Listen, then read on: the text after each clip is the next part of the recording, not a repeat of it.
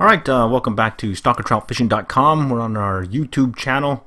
In this case, we're trying out a feature for the first time called live streaming. It's in beta test.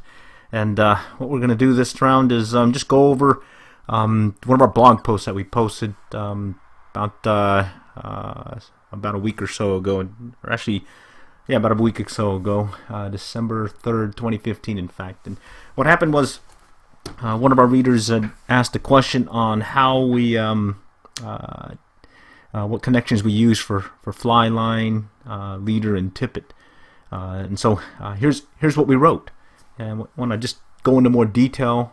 Maybe if someone has any questions, since we're live, let's see if we're doing this right. Since we're live, there's supposed to be a way to get any input coming in from anyone. So let's take a look here.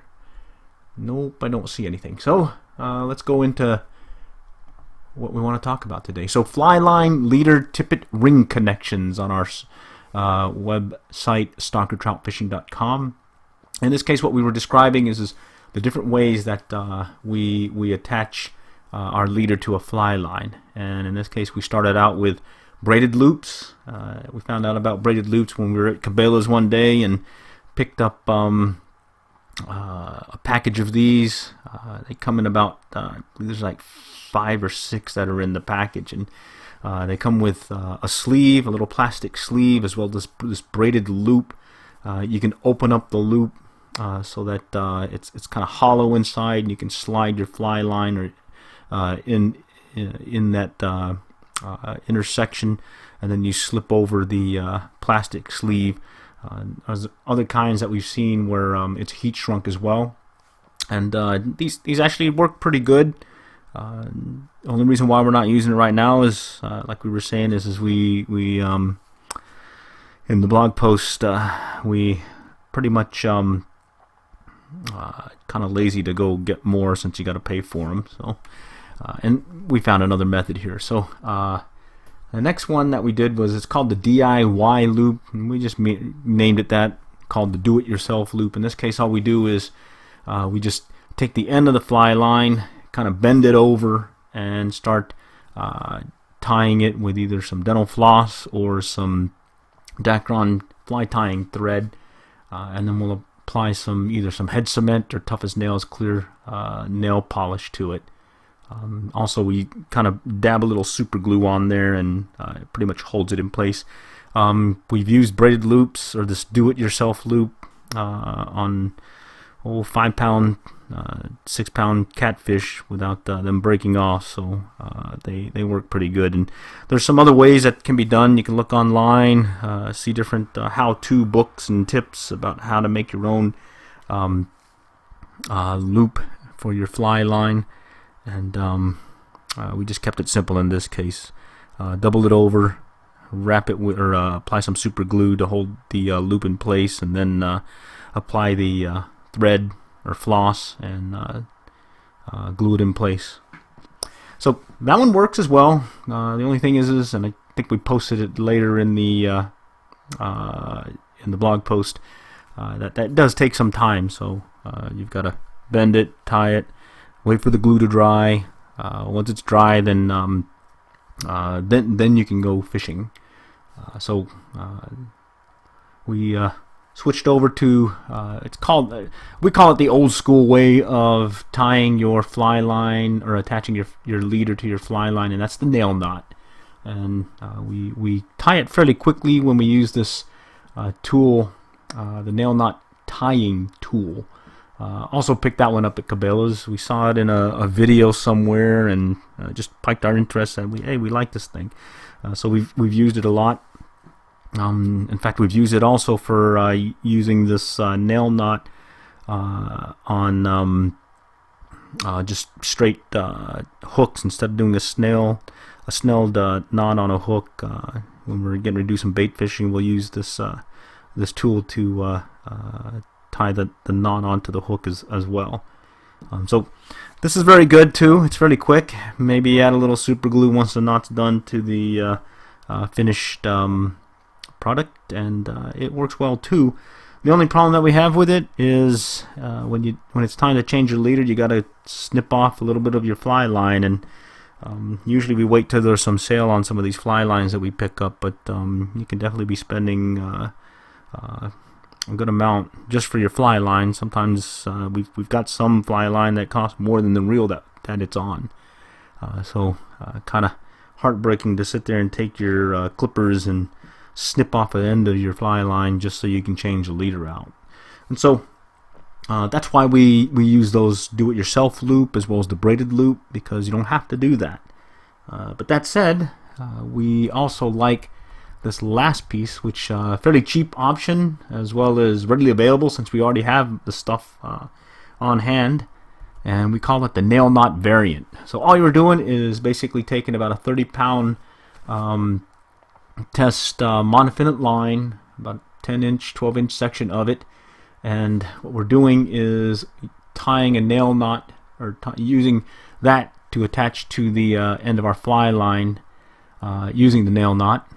And then after that we tie a perfection loop on the end of the monofilament on that tag end, and now we have this loop to loop connection to our fly line, to our leader, and then to our tippet. And so that works out good. We also started about 2 years ago, we started making our own hand-tied leaders. So instead of buying the tapered leader, seems like the price of those have gone up every year, and after a while we just said, here, we'll just tie a bunch of barrel or blood knots and create our own fly line or leader setup. And it's worked so good so far. And then we found out from some of the tips we pick up on Texas Fishing Forum that the trout aren't too finicky, at least in our area, when it comes to a fly leader line setup. So we started going one step, I guess, simpler, in that we take the body section, or the butt section of the leader, 30 to 20-pound tests. Then we'll taper it down using a barrel knot or blood knot to create the body section. It's usually about 14-pound test, and then we'll take that third section and use about 10-pound tests, and then we'll use 4-pound tests as our tippet. And that works out pretty good. We've got some tips. Go to our, I believe it's over here on the website, right over here under these different spots. You can see under frequently asked questions, there's some information there that may be of use for some folks that want to tie their own fly line leaders. So we did that, and then we went even more simpler, in that we found out about these tippet rings. And so it's this little